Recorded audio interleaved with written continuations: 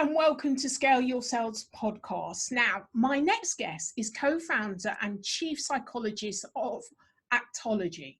She's also an honorary lecturer for City University London.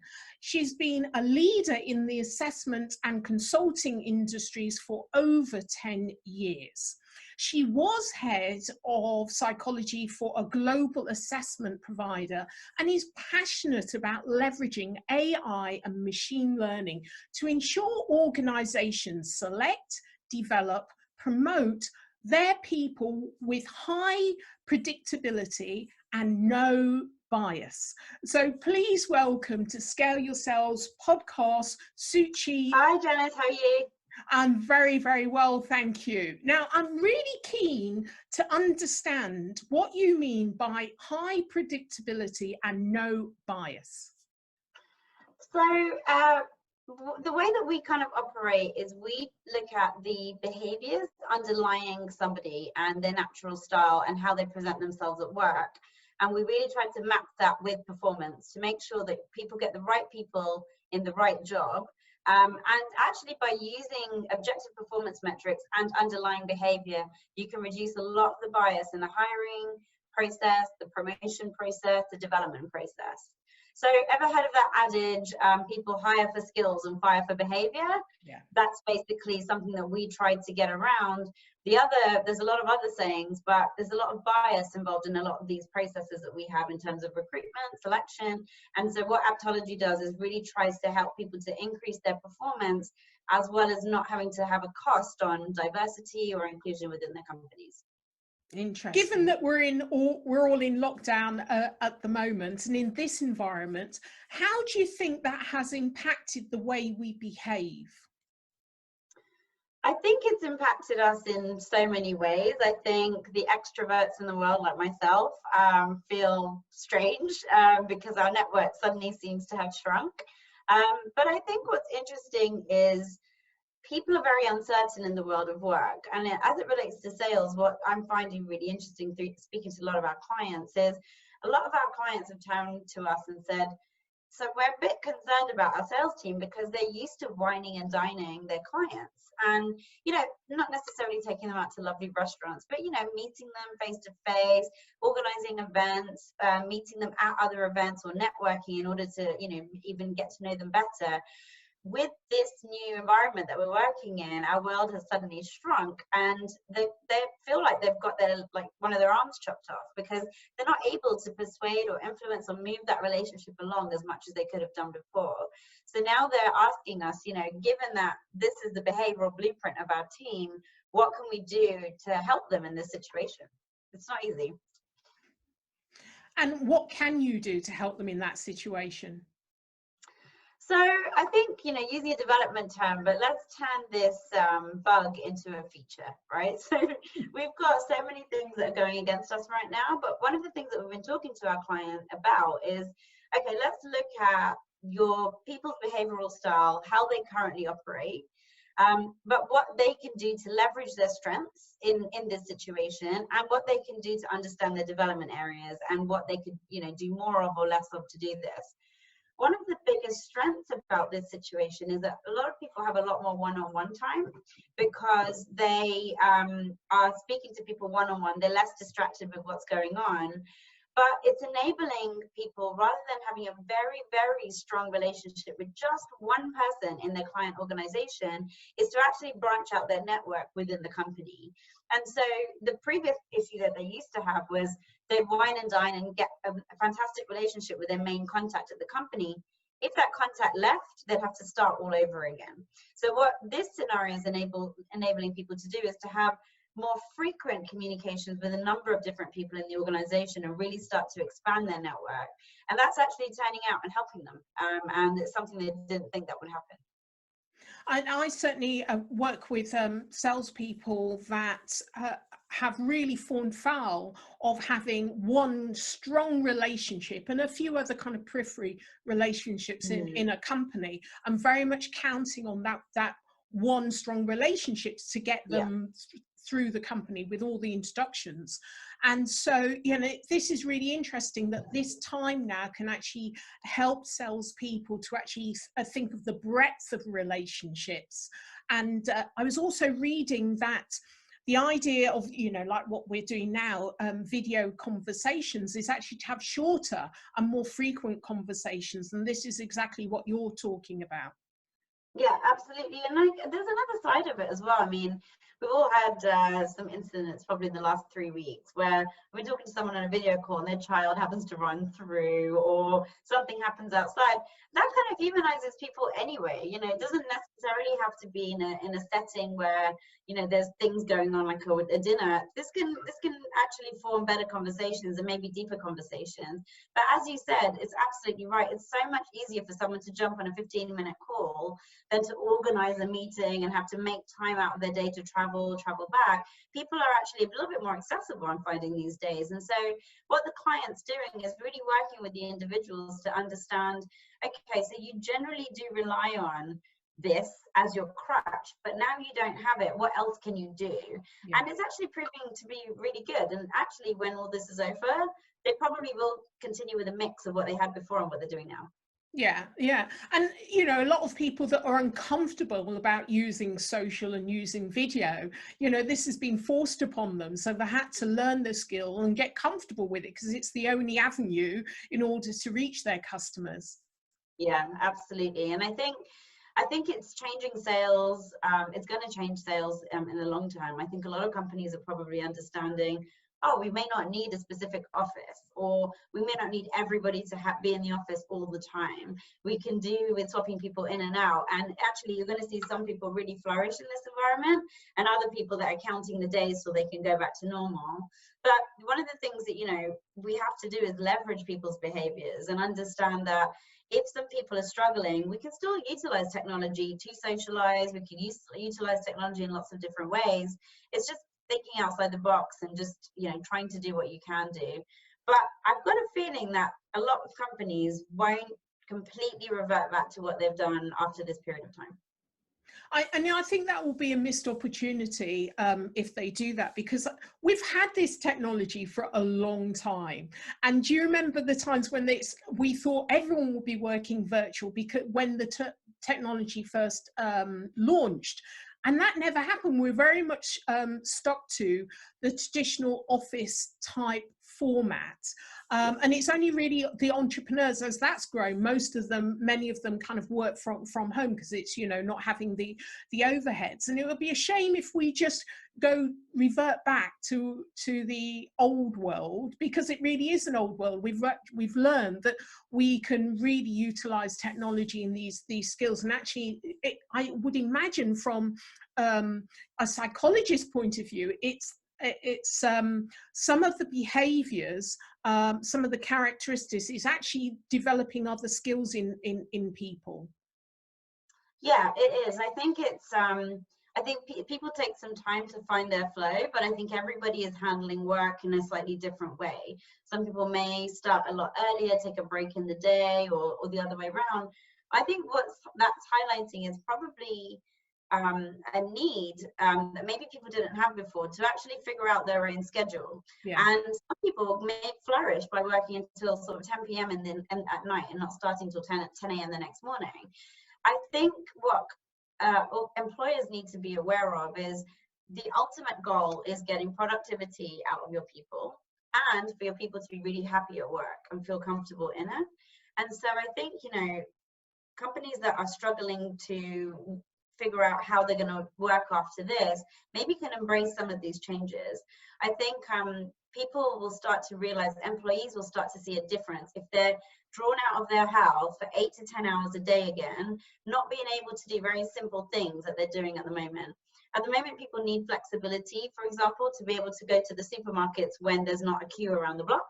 And that flexibility, I think, is going to be really appreciated once we're out of this crisis, because everyone remembers how they were treated in a difficult period of time by their work. And so I think employers need to be aware that moving forward, people may be asking for a bit more flexibility in the way that they're working. And I think that's okay. The ultimate goal is that people are engaged, that they're doing, you know, really well in their work. and that they feel comfortable doing what they're doing. One of the fears of managers not having their team close to them and not being able to see them produce. So what would you say to, you know, managers and people in their teams? What do you think needs to happen going forward so you maintain that level of trust? That's a great question, and I think that a one-size-fits-all approach is probably going to be a mistake. I think a lot of managers make the assumption that their teams are going to be dealing with things in the way that they're dealing with them. So an example is, we look at lots of different personality traits that underlie human behavior. One of them is resilience. So if a manager has very high resilience, they're much more likely to think the team's probably fine. You know, we'll see how they go. Actually, knowing the behavioral underpinnings of your team is so critical at this time, because some people are going to be a lot more fine than others. A lot of people are going to be spending a lot of their energy worried about things. And if the manager has an idea of who needs what, they can actually start to modify their communication style to the person to get the best out of that individual. An example is, like I said, resilience. If somebody is lower on resilience, they may need a couple more frequent touch points than someone else. They may need to understand some of the implications. They may need to know, okay, but how's this going to affect me? How am I being considered at the moment? So for a manager, for example, who's resilient and fine with a load of change, they can't assume that other people are the same way. If they do, they can make the mistake of breaking some trust, that after this is over, if that person doesn't feel that they've been looked after in the way that they need to be, that can cause a whole load of problems, because the last thing you need once the job market opens up again is for people to say, yeah, I wasn't treated well here, I need to go elsewhere. So I think understanding human behavior and really being able to know what to do in these situations is really key. And I think that managers should be very aware that some people will be struggling more than others for a whole different load of reasons. But the one key thing I think when I talk to people that I say is, it doesn't take that much time. So I'm saying this, and probably lots of managers are thinking, oh my God, that's my half a day gone. It doesn't have to be that way. If you understand the behaviors of your team, and, you know, we'll give a 15-minute survey, and that can tell you how they react to change, how they like to communicate, how much they like working around with other people, then all you need to do is to look at that once or twice and just make a couple of minutes in your day to send an email to check in, or, you know, to maybe add a little bit more detail to some people in your team. It doesn't take that much time, and after a while, you'll see the real benefits of doing it. I mean, it seems there's two things here. There's one about having the data and that real knowledge that helps you to understand that person. If you're not, doesn't naturally come to you. So that's the one thing. And then it's the skills. And it sounds like these are the things that good managers do anyway, that they are empathetic and they have an awareness, and, you know, it's easier for them to be in the shoes of that salesperson and really understand them. But not all people are good managers and have good training and can do these things naturally. So it seems there's two things. There's the data, but also it's the skills, and the good ones are going to do it anyway. Yeah, I agree. I do think, though, there's some managers that, even with the best will in the world, are not able to do that because maybe their team's quite new. So they don't necessarily know them well enough, and they're probably going to be second guessing a lot of the time how these people are feeling. So I agree with you. I think having the data is really important. And I just think having a way to access the information about how to deal with people should be easy. I think gone are the days of reading a big 50-page report on each of your individuals. If it's platform-based, it's much more easy to utilize that day to day. So just before I'm going to jump on a call with you, Janice, for example, I can just use the platform and say, Janice likes to be communicated in this way. All right, well, you know, let's bear that in mind. That's what I mean about it not having to take too long, and almost giving a secret weapon, I guess, to managers who it doesn't come as naturally to, or just don't have that information on their people. Yeah. So let's talk about diversity, you know, the differences of people. You know, how do you think that diversity has developed in the UK? Well, I know you work globally, really, but, you know, how has diversity worked in the sales, B2B sales? So we really try to help to move the needle on diversity, but by really focusing on performance. One of the things I think companies are doing really well is they're really trying to increase the awareness about diversity and the need for it and the real benefits of having it. And there are loads of benefits to having diverse teams. But I think it falls short when people start to view diversity as a box ticking exercise. So a lot of companies that we work with have really good initiatives, like they have quotas, or they incentivize managers by, bonuses, for example, of how many people that they promote, etc., from a diverse background. What a byproduct of that could be, and I've seen it in a couple of instances, is it could end up discrediting the individual who was promoted. So, if I was promoted, for example, it's not necessarily because I come from a diverse background. I could be really well deserving of that promotion.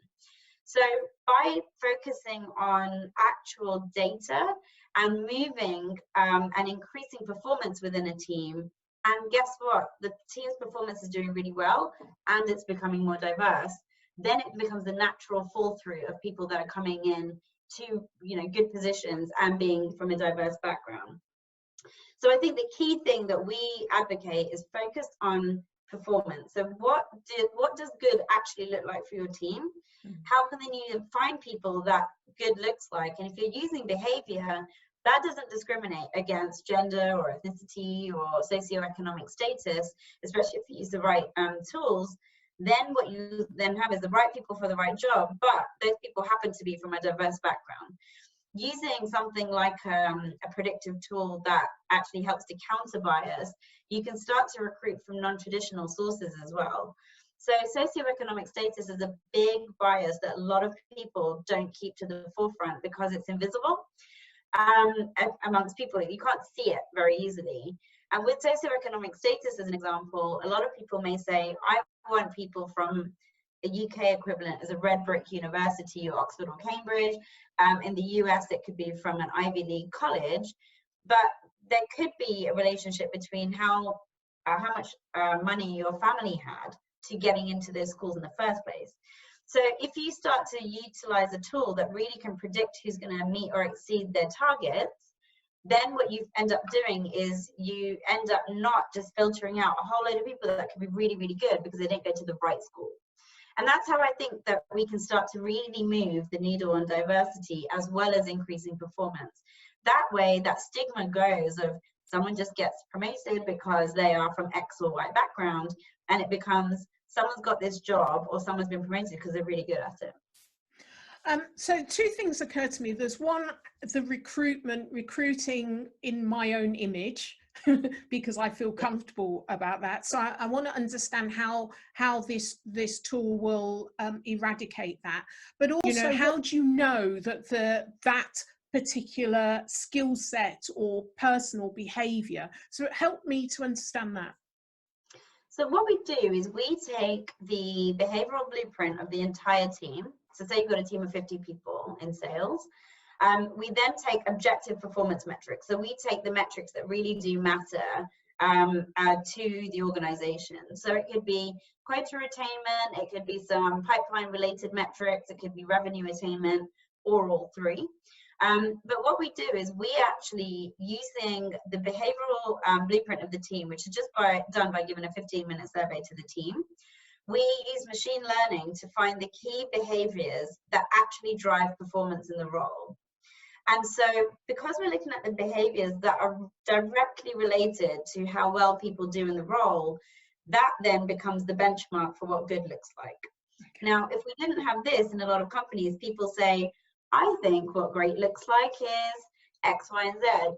That often comes from people that are not in the job or never been in the job, or people that have been in the job but a really long time ago.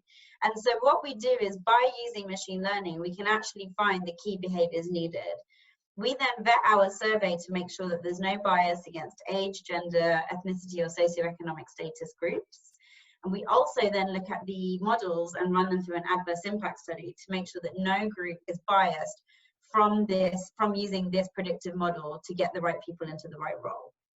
Yes. What that does is it then enables you to hire people that are actually going to perform. And, that, again, like I said, the diversity issue gets a lot more reduced in that factor, because you can then start to get lots of different types of people in, because you're looking at behaviors, right? You're not looking at specific things that may end up discriminating against them.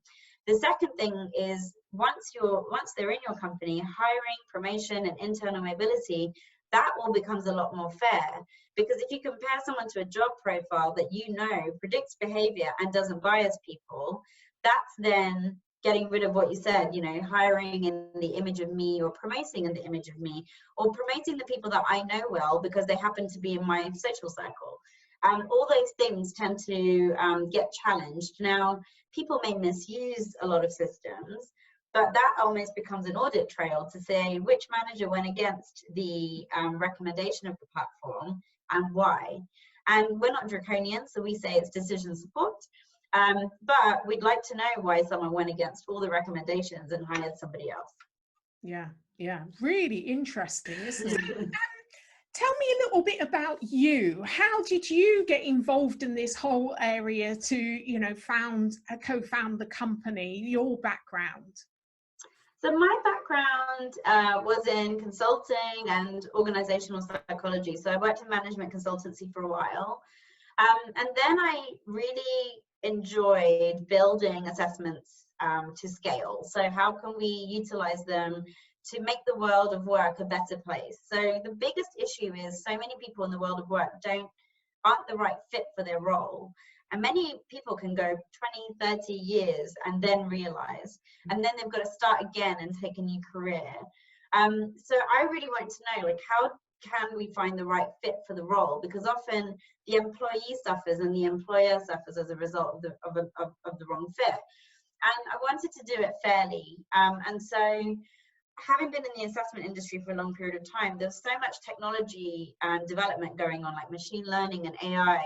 And I wanted to just merge those two worlds and really find a way to predict who would be likely to do better in the role, but to get rid of bias as much as we could in that process. And that's why I kind of met my co-founders, who very luckily I met them, and it was a very strange scenario that we did meet, that they actually worked in human resource capital management systems. So they knew all the kind of systems that were going on, but they realized that a lot of these systems, if you don't have the right things in place, you can end up hiring the wrong people faster.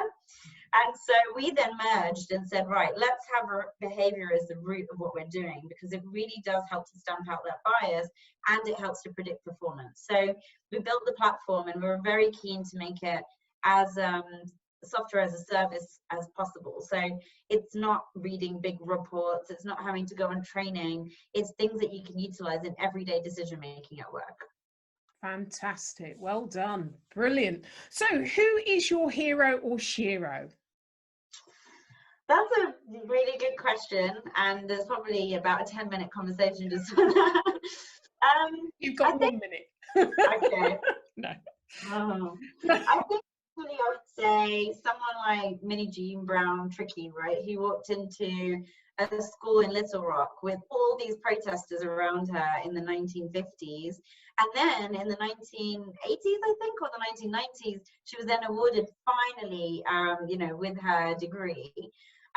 Or Autherine Foster or Malala Yousafzai, like people who have been fighting for the rights of basic education despite socioeconomic status of where you were born in the world. So those people are all my heroes, the people that really fight for the people that don't have. And the one thing I would say at the moment, and I can't not say this because I really feel for frontline workers right now. I think anyone working with the NHS, I think anyone working in mental health right now, and anyone working in shops and local shops are my heroes right now. They still go to work every day. They're not profiting from the surge in people buying more groceries at home. They don't have a profit share, many of them. And they're still turning up to work. They're still really lovely when you go in. They're putting themselves at risk every day. And those people, I just think, need a big shout out in this time of need. And I really hope when this is over, that the companies and the people that are employing them actually really do reward them for what they've done. I know that we, as the public are, with our applause and things like that, but I hope that what we can do is turn that into action and really help some people to get much better rewarded for dealing with things like this and dealing with really difficult everyday jobs anyway. Oh, I couldn't have put it better myself. That's absolutely wonderful and a great way to end the podcast, and very thought-provoking. So thank you so much for being a guest on Scale Your Sales podcast. It's been a pleasure speaking to you, and we'll have to do it again. Thank you. It was really great. Thank you, Suchi.